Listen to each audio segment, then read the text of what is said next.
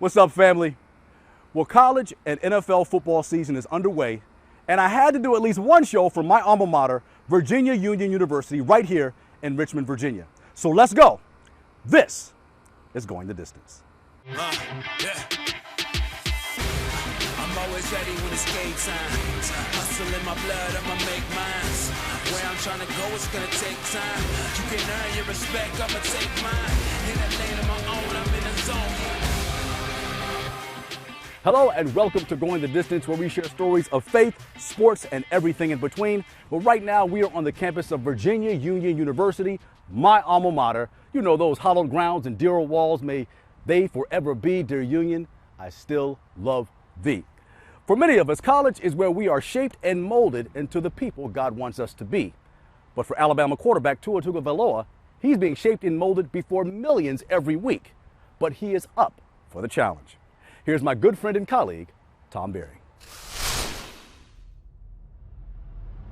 Tua Tagovailoa's sudden rise to prominence was stunning when the Samoan-born, Hawaiian-raised freshman backup stepped up with a 2018 overtime game-winning championship throw that threw him to the forefront of college football. Since then, Tua, how have you seen your life accelerate? My life's accelerated in many ways, especially after you come off the bench. You know, no one really knows who you are. How people treat you is totally different. How people view you is totally different. Now you're at a pedestal where every little thing you do now is under a microscope, you know? It's not the same anymore. When you see this, can you believe this is your history? Something I've always dreamed of, you know, when I was a kid. Yeah. Winning a national championship. Never thought I'd get the opportunity to be on Sports Illustrated. How are you different, do you think? How have you grown from that freshman season? A lot more maturity takes place. A lot more ownership for, you know, the quarterback room. A lot more ownership for the team. So a bigger leadership role. And then it comes with it, there's the chatter, there's the pressure, NFL teams tanking for Tua. How do you compartmentalize that and live your life as a college student? Well, I think you got to be able to brush a lot of those things to the side, and you got to worry and focus about what's at stake now. The things that I need to do to prepare me for that next level. Footwork, to my eyes, to things I need to do in the film room. If I can take care of the little things with what I'm doing now, I can be that much better. If that professional life does call me, I'll be sure to be ready. What is it about the Alabama football program that draws the best out of both player and person? Just the standard that we have set here, how Coach Saban goes about doing things. You know, everyone thinks Coach Saban is this guy where, well, you guys got to fear him because he's going to yell at you. But, you know, Coach Saban only does that because he expects the best, and he understands that you're more capable than what you do, and this is how I got to correct you, you know, so you don't do it again. So it's just being held to a standard here. What does the Alabama Southern life uniquely offer a lifelong Hawaiian resident? Well, there's many similarities and there's many differences. Now, when you go to Birmingham, it's almost like the city, and then you go elsewhere, you got that country life. And in Hawaii, the North Shore is kind of the country life, and then you go to Waikiki, that's the city life. I'd say a lot of people out here are very true to what they believe. Football here is big, and out there in Hawaii is pretty big too, so not too much of a big difference. Your formal extended first name? It's Tuaninga Manu Olepola. And Tua, what does that mean to you?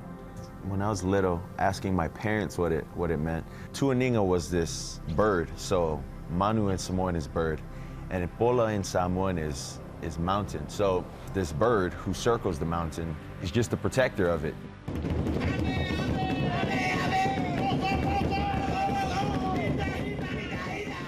What is the Samoan way? They say fa Samoa.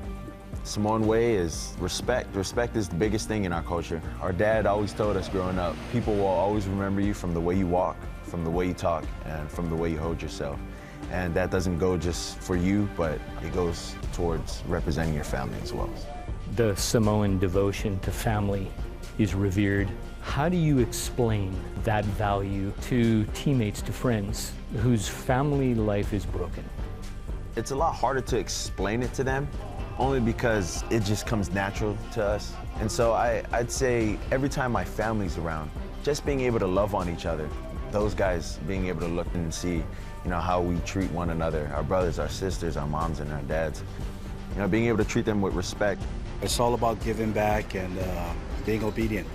to the things that, will make you successful in life. For our family, it's basically faith, family, and football. So everything is based on our faith, grounded and rooted in that. Vision to see, core to throw from. Does that transfer over into life? Having vision and having the footing to handle? Oh yeah, it definitely does. Football, when you're a quarterback, your base is the biggest thing. Being able to throw and follow through, having your ground really centered, where the ball is going to go and how hard it's going to travel. Your foundation is what you're always going to revert back to. For me, my foundation is my faith and my family. My faith is what keeps me motivated when I can't even stay motivated myself. I'm just trying to play football, just trying to be able to take care of my family and be able to use my platform for the right reasons. What do you admire most about Jesus Christ? The greatest gift that God could have ever given us was his son. It's not just a matter of hearing what Jesus Christ is, it's a matter of getting to know who Jesus Christ is, to really understand and really feel the true identity of who you are because of things that he's done. And I'd say you can only find your identity through him if you know him. The story with your grandfather goes that he once proclaimed when you were an infant that your name would become great, world renowned, giving recognition to God's honor. When you look back on that 20-some years later, where you're sitting today, how does that resonate with you? That's only something that God could have done. My grandfather was someone who we'd really go to before games, for prep talks and soft words. Go out there with the heart of David or, just little things like that. And when our grandfather would tell us this, we wouldn't really know what it meant. But, as you grow older, you start to understand the revelation of what he's been saying, and they all fall into just one thing. It's knowing that what we believe in is something much bigger than just us. Wow, amazing piece, Tom. Great job. Well, coming up, this Houston Astros pitcher almost wasn't until he was forced to rearrange his priorities. After this.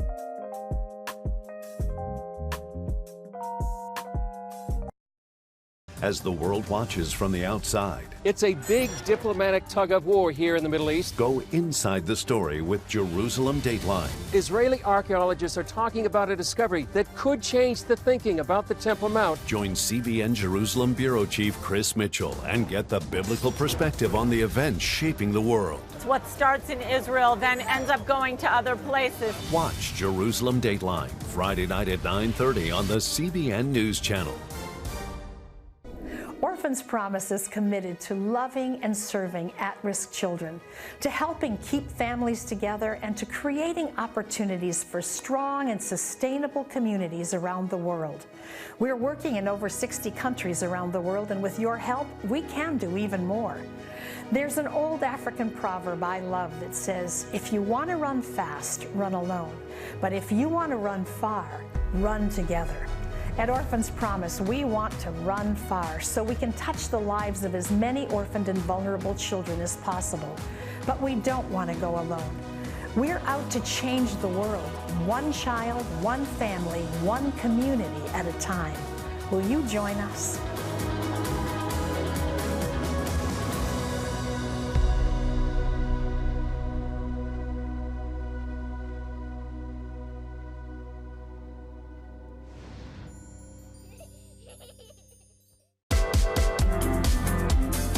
Meet the pastors who are preaching the gospel in a fresh, fearless way.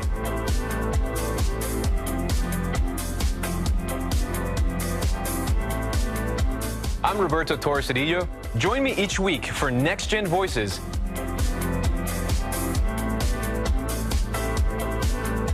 And watch God transform a generation.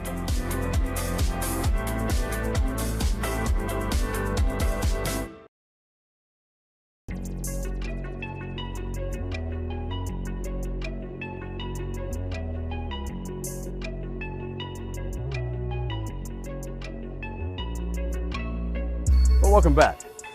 Well, the Houston Astros are making yet another run for the postseason. Will they make it?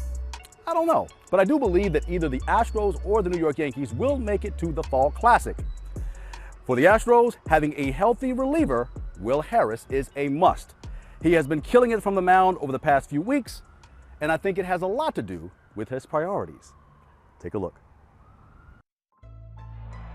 Baseball has often been described as a game where you fail more times than you succeed. But failing on the job is one thing, failing at home is another. And for Houston Astros reliever Will Harris, finding the balance between the two is a lesson he had to learn early in his career when he made the jump to the majors while learning how to be a husband and father. Raising kids in professional baseball is not an easy thing, and so and it's not easy on the wives at home, and so having to balance, raising children, relationships with your wife, and communication. You travel a lot, so it can be more difficult if you're trying to be a rock for your family, but you're not there all the time. That can be a difficult thing. Will debuted in the big leagues in 2012 with the Colorado Rockies, but his career didn't start off the way he wanted. I struggled very badly. I didn't handle it well mentally. It just put a lot of pressure on myself. I felt that pressure of, I really need to start doing better here or this could end for me. For fear of being sent back to the minors, Will devoted most of his time adjusting his curveball and cutter pitches to big league style of play. The game eventually became his #1 priority. I think I kind of had baseball a little bit too high in the sky on a pedestal of what I wanted to be, and so when you fail at that, it's like, okay, well, what's left, At home, his wife Caroline was learning how to be a mom, which was also challenging, especially since each of their mothers passed away. My wife, she didn't have a lot of help. Neither one of us have mothers, so there was no grandmothers in the picture to help her in those early stages of motherhood. And, it was her first time, it was my first time, and so me not being there and being able to help her on a day-to-day basis was very difficult on her, which in turn made it difficult, on me. To make matters worse, Will's career kept him moving. In April of 2013, he was traded to the Oakland A's, but 3 days later, he was traded again to the Arizona Diamondbacks, where he bounced back and forth to the minors. The time away from his family caused him to refocus on his priorities, especially his faith. Just kind of took it upon myself to kind of rebuild who I was, or what was important to me, and kind of change my priorities and the pecking order of my faith, and then be a good husband and be a good dad, and then baseball would come after all of that. Me and my wife were Christians, but I think we just kind of took it upon ourselves to maybe dive a little deeper and be better for my daughter.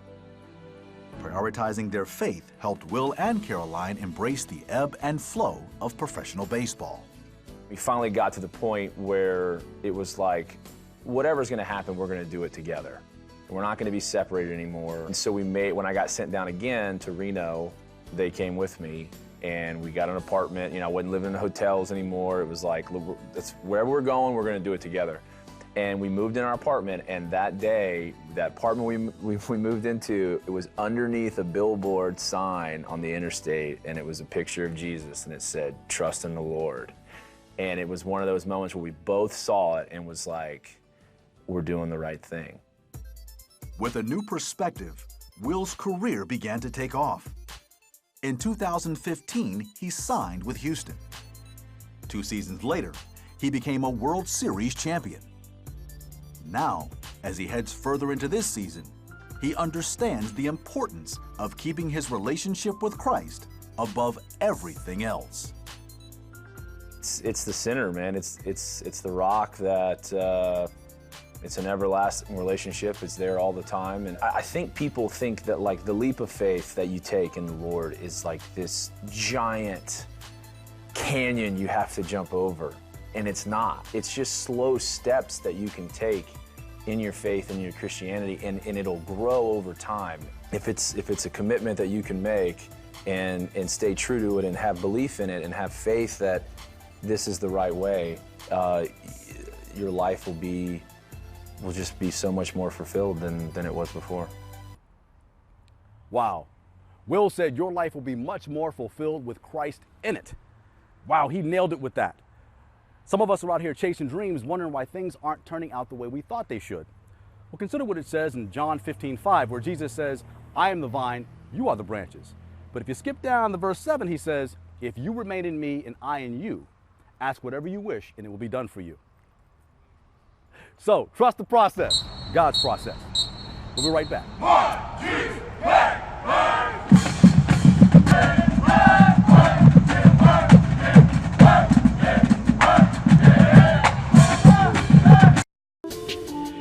It's about the competition. I kind of put that pressure on myself, and I think people had expectations. It's about overcoming. We use this phrase all the time, keep chopping, keep practicing hard.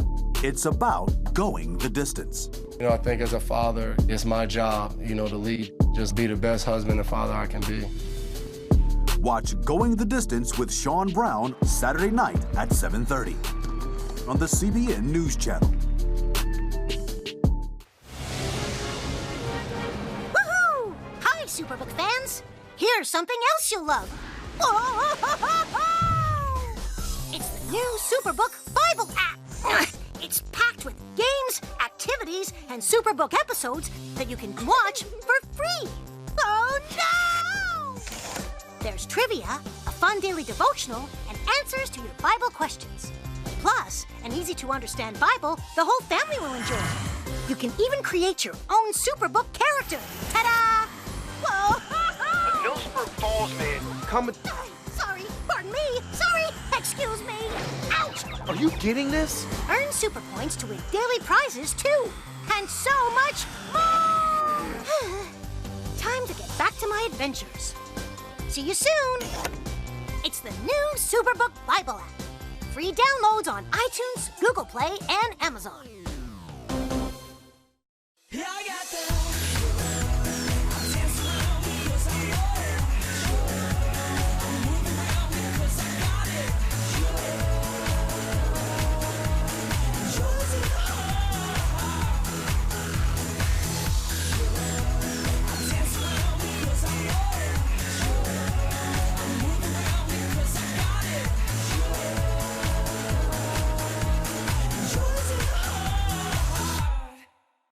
If you want to be an attorney with a passion for serving people and for excellence, Regent University needs to be high on your list.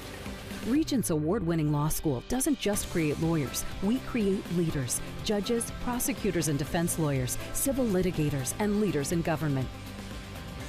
Ready to become a purpose-driven, practice-ready lawyer? To start your rewarding career, complete the online application, submit your transcripts, and take the law school admissions test by July.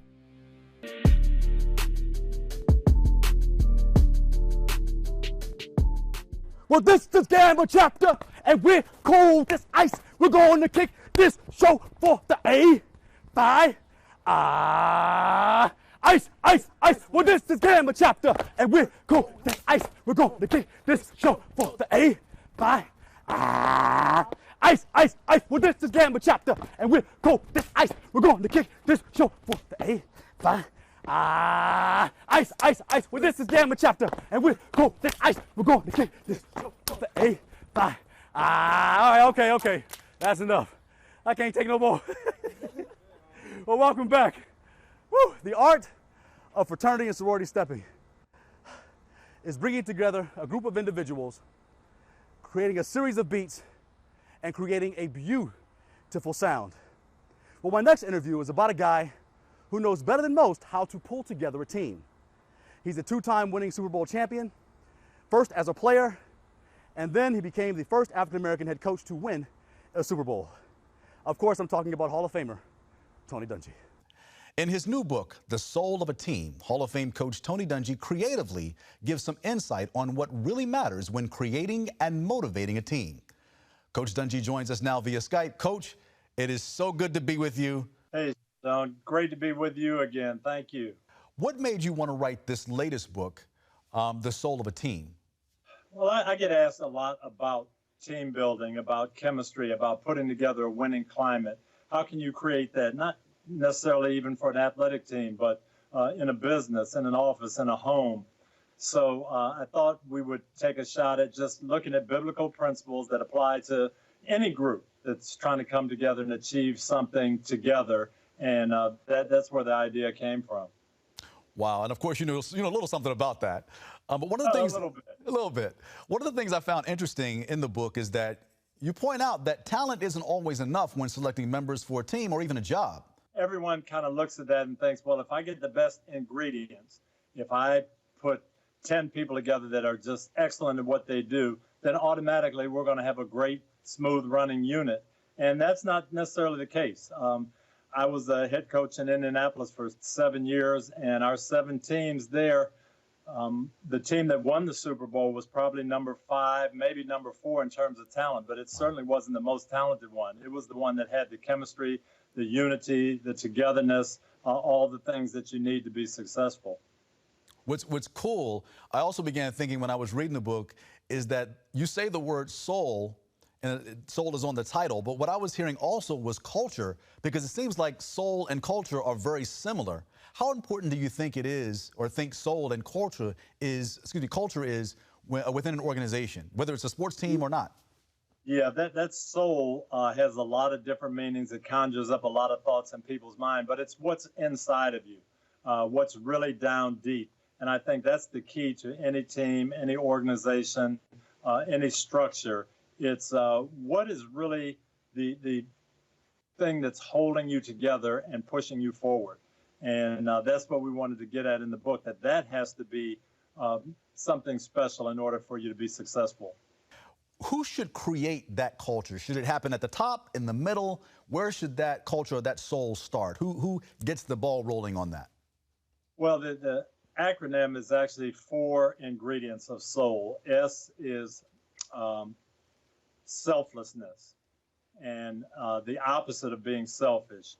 O is owning your role, or everyone buying into what the direction you're going and what your part of that unit is, and doing the very, very best you can at that. U is unity, not being necessarily doing everything the same, but having a unified vision and a feeling of togetherness. And then L is having a larger purpose. And so that's what you need. So what's the most important takeaway you want readers to get from this book? I think it's the fact that just what you said there, talent and the addition of talent doesn't make for a good team. Adding another talented person doesn't necessarily mean you're going to be better. Winning teams, winning culture, championship environment means functioning together. It means putting your individual goals beneath the team goals. It means buying into the direction that the team is going. And that's hard to get, but that's what you want to create as a leader, and that's what you want to be part of as a follower. And it takes both. You've got to have leaders, you've got to have followers, you have to have people that are satisfied with the role that they have. That's awesome. Now, you and your wife, Lauren, also have a book out that you did together called We Chose You, and that focuses on family, love, and adoption. Can you tell me a little bit about that book?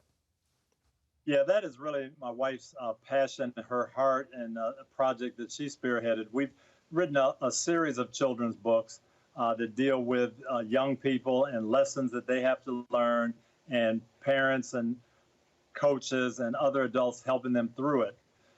So we've had a lot of fun doing that. But this was really, as I say, her passion. She wanted to have a book about adoption to explain that God has plans for every single baby that's born, and he has plans for every life.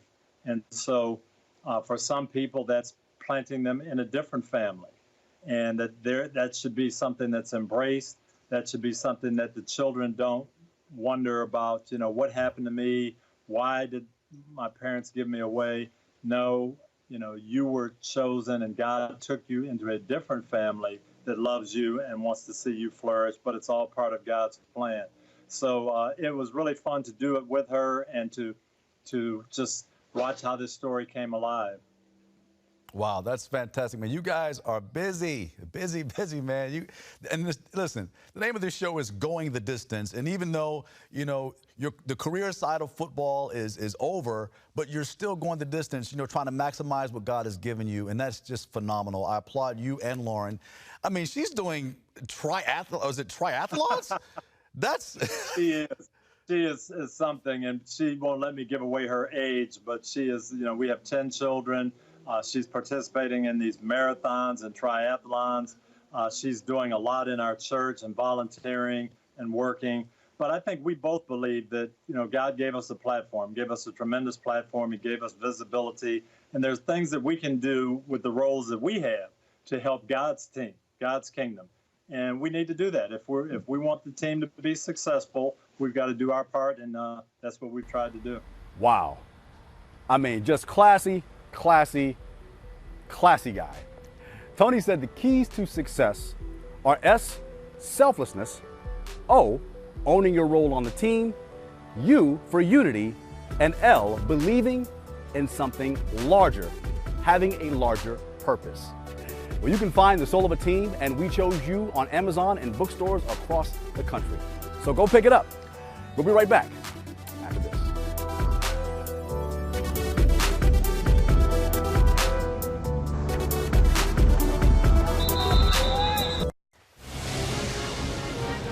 Woohoo! Hi, Superbook fans.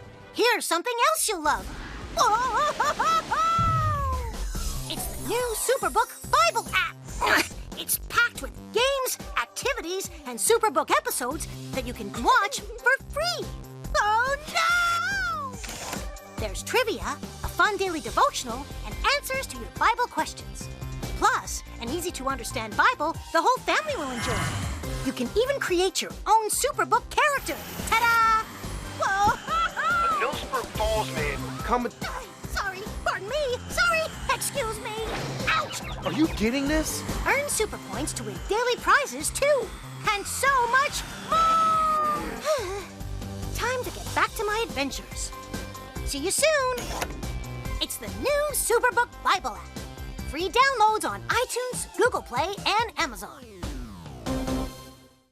Remember for a moment what it was like to be a child. You believed every story you were told. You saw a world full of endless possibilities. What stories will the world's orphaned and at-risk children believe? We believe the Bible tells the only story truly worth believing.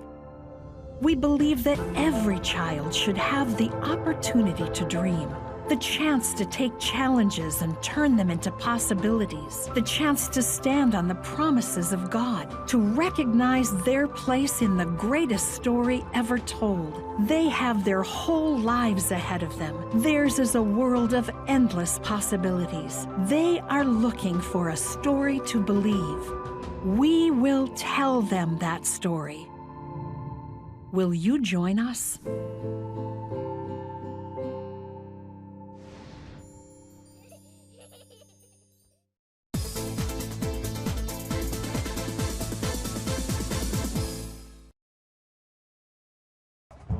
Well, it's been a long day, but we made it. And I want to thank you for joining us here at my alma mater, Virginia Union University. And be sure to tune in next week for more stories of faith, sports, and everything in between. And remember, life is short. Go the distance.